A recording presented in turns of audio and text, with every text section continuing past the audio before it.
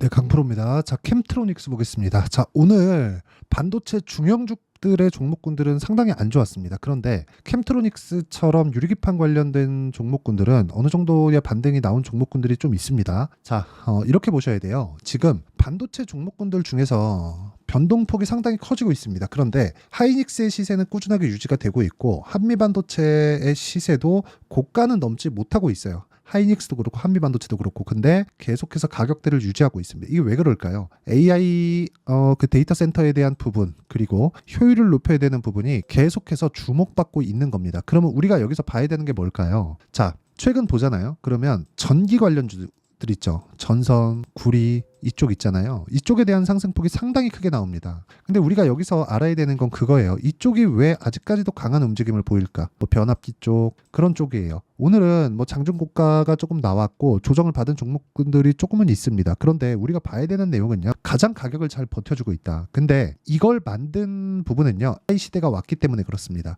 전력 부족 사태가 왔고 그러면서 전기가 더 필요하게 됐고 그 필요에 의해서 효율을 높여야 되는 그런 상황이 벌어진 거예요. 그런 과정에서 구리값이 뛰기 시작했고 관련된 종목군들의 움직임이 훨씬 더 커져 있는 그런 상황이 만들어졌다는 거죠. 그럼 우리가 이 구간에서 봐야 되는 건 효율을 높여야 되는 쪽으로 가는 게 맞구나. 그래서 오늘 같은 경우에도 마찬가지예요. 반도체 종목군들 중에서 하이닉스는 강했고 한미반도체는 보합권에 끝났는데 반도체 중형주들은 대거 하락한 모습이 지난주 금요일에도 있었고 오늘도 동일하게 나왔거든요. 근데 뭐 지난주 금요일에 비하면 하락폭이 그렇게 크진 않아요. 그런데도 불구하고 반도체에 대한 고가 징후가 조금씩은 나오고 있다. 근데 이게 끝일까? 끝이었으면 하이닉스하고 한미반도체가 빠져야 되고 한미반도체나 하이닉스가 빠지려면 실적에 대한 엄청난 증가분이 나와야 되는데 그 증가분이 나오지 않은 겁니다. 아직까지. 자, 제가 왜 실적이 좋아지는 과정, 이 구간, 실적이 증가하는데 주가가 빠진다고 이야기를 하느냐? 이걸 보시면 명확합니다. 캠트로닉스가 아니라 여기 한미반도체 그리고 SK 하이닉스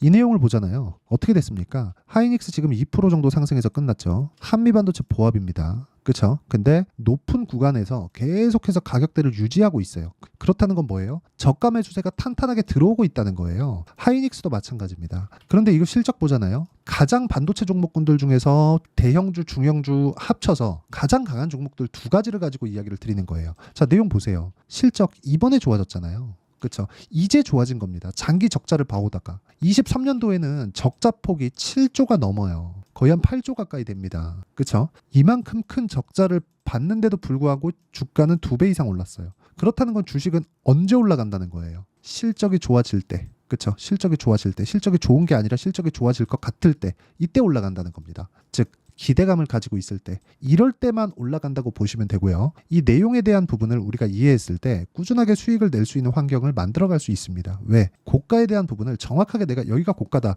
이건 몰라요. 하지만 이제는 매도할 때가 되었구나. 그렇죠? 그게 언제예요? 실적이 전환될 때. 그렇죠? 자, 반도체 종목군들이 강한 이유는 이것 때문에 그렇습니다. 아직까지 실적이 돌지 않았기 때문에 실적 전환되면 매도할 구간을 찾기 시작해야 됩니다. 자, 그러면 지금 유리기판에 대해서 실제 사용하는 쪽이 있나요? 있긴 있는데 법령적으로 사용하진 않죠.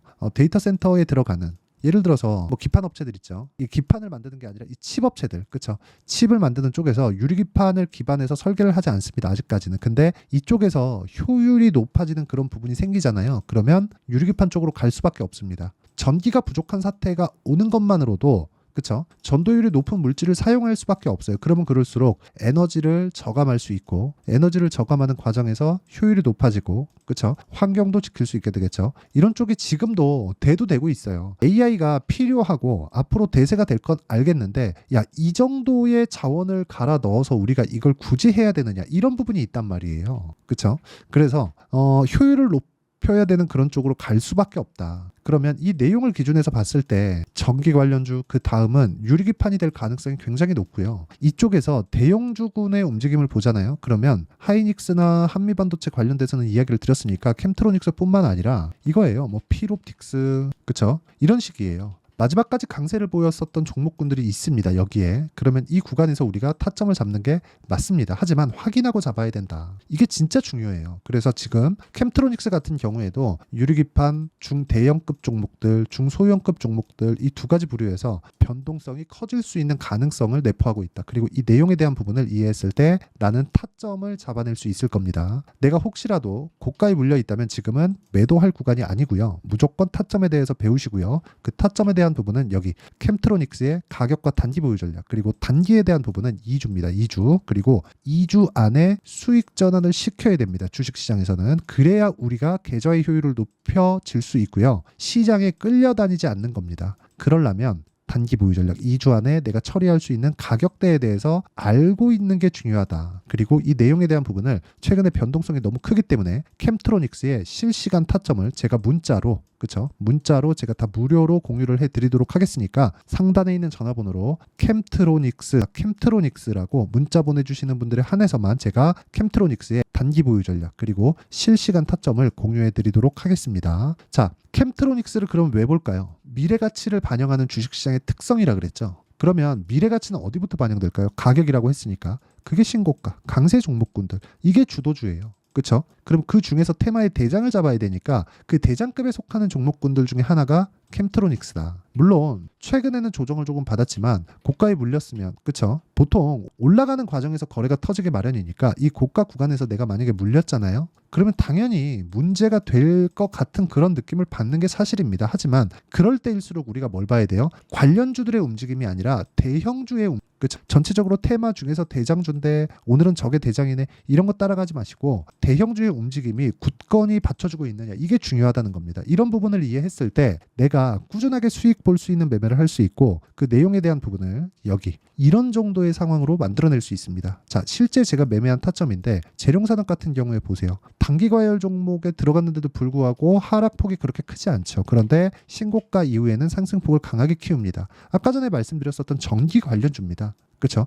효율을 높여야 되는 이유이기도 하지만, 자, 이런 상황을 지속적으로 만들었을 때 어느 정도 수익이 나와요? 3, 4거래일 만에 35% 이런 수익이 나옵니다. 뭐 다른 종목을 보더라도 마찬가지예요. 대원, 전선. 자, 보세요. 올라가는 구간에서 꾸준하게 매매를 하고 오늘 같은 경우에도 6% 정도의 상승세를 만들어냈죠. 결과적으로는 나는 신고가 구간에서만 매매가 진행되고 있다는 점, 그리고 이 내용에 대한 부분을 여기 소통방에서 제가 모두 공유하고 있습니다. 대원 전선에 보면 어때요? 제가 오늘 시장가 매수 5월 13일 8시 53분 이렇게 매매가 진행되고 있고요. 그 위에 일진전기를 보더라도요. 자, 내용 보시면 그렇습니다. 올라가는 구간에서 꾸준하게 매매를 한 결과 수익 구간 자체가 계속 이어지는 것을 볼 수가 있습니다. 적을 수도 있고 클 수도 있죠. 하지만 매매하는 과정에서 신고가를 노려야 되는 이유는 여기에 있다. 그리고 이 내용에 대한 부분을 제가 소통방에서 10억 만들기 프로젝트를 무료로 진행하고 있으니까 구독과 좋아요 2개 눌러주시고요. 상단에 있는 전화번호로 구독 또는 10억이라고 문자 보내주시면 제가 여기 소통방 입장 링크를 순차적으로 공유를 해드리도록 하겠습니다. 자, 그러면 이 내용에 맞춰서 우리가 주식시장을 다시 한번 이해해 보시죠. 종목 관련돼서도 마찬가지고요. 미래가치를 반영하는 주식시장의 특성상 우리는 강한 종목 구간에 공략을 해야 되고, 이렇게 강한 종목 구간에 공략을 했을 때 우리는 꾸준하게 수익을 낼 수 있는 상황을 만들어낼 수 있다. 이런 부분을 우리는 어떻게 해요? 타점을 잡아야 되지만 그 타점을 잡기 어렵기 때문에 소통방에 와서 어떤 식으로 매매되는지, 실전에서는 어떻게 활용이 되는지 그 내용을 확인해 보시라는 거고, 와서 배우시면 되고 무료로 진행하고 있고요. 구독과 좋아요 눌러주시고 상단에 있는 전화번호로 구독 또는 10억이라고 문자 보내주시면 제가 소통방 입장 링크를 공유해 드리도록 하겠습니다. 그리고 이렇게 가격을 이해했을 때 어떻게 분류를 하고 어떻게 판단을 해야 되는지, 그리고 무엇보다 어느 정도의 성과가 나올 수 있는지 그 내용에 대한 부분을 제가 다 이해를 시켜드리도록 할 테니까 영상 끝까지 시청하시고요. 모든 분들이 성공 투자하셨으면 참 좋겠습니다. 자, 24년도가 돼서도 시장은 여전히 어렵습니다. 자, 근데 시장은 항상 어려울 거예요. 앞으로도 계속해서 어려워질 겁니다. 자, 근데 제가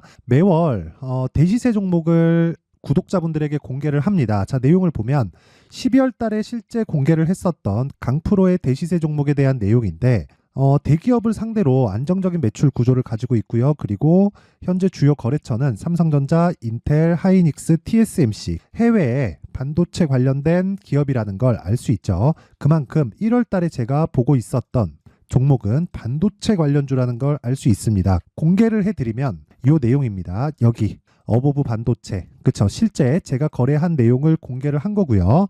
수익에 대한 크기를 보면 공략한 시점, 제가 가격대를 함께 공개를 해드렸는데 공략한 시점부터 21%의 수익 마감이 된 것을 확인해 볼 수가 있습니다. 자, 근데 지금도 마찬가지입니다. 지금은 어떤 이슈가 있을까요? 2월 달에 발표한다는 기업 밸류업 프로그램이 있죠. 근데 그걸로 인해서 지금 2월 달에 발표한다고 이야기가 나온 상황이고요. 무엇보다 우리가 생각해야 될 내용은 한 가지입니다. 어떤 이슈나 그리고 어떤 상승할 수 있는 내용으로 인해서 주가가 올라가는 것은 맞죠. 하지만 가격이 먼저 반영한다는 걸 반드시 알고 있어야 되고, 그런 내용에 대한 파악이 되었을 때, 그쵸? 여기 어버브 반도체처럼 21%, 그쵸? 대략 3에서 4일 동안 20% 이상의 수익을 먹을 수 있고요. 그리고 여기 HLB 같은 종목처럼 대략 일주일이 채 되지 않는 기간 동안 30%의 수익을 낼 수 있습니다. 자, 그러면 답은 나왔어요. 재료에 대한 부분보다 중요한 게 가격이다. 자, 근데 지금 시장에 쏠려 있는 게 뭐죠? 2월 달에 발표하는 기업 밸류업 프로그램에 대한 내용이죠. 자, 그러면 우리가 이쪽에다가 지금 집중을 해야 될까요? 그 내용을 한번 보겠습니다. 기아차의 차트를 보면요. 1월 24일 날 정부단에서 입김을 불어넣은 이후에 시세가 강하게 발생한 것처럼 보이지만 애초에 12월 달부터 신고가를 달성했다는 걸 확인할 수 있습니다. 자, 그러면 우리가 스케줄을 따져봤을 때 우리가 어디를 봐야 될까요? 4월 달 총선을 봐야 됩니다. 드디어 때가 온 거죠. 4월 달 총선이 끝나면 그 뒤엔 뭐가 있죠? 대선 전국으로 들어갑니다. 그러면 우리는 4월 달 총선부터 시작해서 대선까지 이어질 수 있는 종목을 찾는 게 정말 중요합니다. 그게 정부 정책의 방향과 그리고 스케줄에 맞춰서 가는 거예요. 정치적인 상황에 따라서 주가가 움직이는 걸 우리는 수도 없이 많이 봐왔기 때문에 스케줄에 맞춰서 가는 게 지금으로서는 답이 될 수 있습니다. 그리고 무엇보다 어느 정도의 시세를 내는지 그 첫 번째 단계인 상황을, 그쵸? 제가 12월 달 밝혀드렸었던 대시세 종목으로 이미 공개를 해드렸기 때문에, 그쵸? 어떻게 제가 매매를 했는지까지 다 보여드렸습니다. HLB처럼, 그쵸? 31.9% 걸린 시간은 4일밖에 되지 않죠. 이 종목을 제가 가격과 그리고 어떤 종목인지를 애초에 12월 달부터 공개를 한 겁니다. 자, 그러면 지금도 마찬가지예요. 앞서서 제가 말씀드렸었던 23년도에 했었던 여러 가지 종목들이 있죠. 한미반도체 같은 종목들도 여기 소통방에서 모두 공개를 해서 실제로 10,000원부터 60,000원까지 상승한 내역이 있고요. 왜 공략을 했는지를 제가 다 공개를 해드렸습니다. 근데 지금도 마찬가지라는 거죠. 정부 정책의 방향에 맞춰서 또는 선거 스케줄에 맞춰서 매매를 이어가야 될 때가 됐고요. 제가 총선 관련된 큰 시세가 나올 수 있는 대시세 종목을 준비를 해놨습니다. 길게 말씀드리지 않겠습니다. 모든 종목들은 신고가를 달성하면서 대시세 준비를 하게 되고요. 신고가를 공략했을 때 내가 시장에 주도주를 잡을 수 있는데 지금은 총선에 집중하는 게 맞다. 그래서 총선 관련된 그리고 대선까지 이어질 수 있는 종목을 준비를 해놨는데 지금부터 준비를 하셔야 나중에 고가에 올라가서도 꾸준하게 매매를 이어갈 수 있습니다. 자꾸 막 손절하고 매매하는 과정에서 너무 어렵다 하시는 분들은요.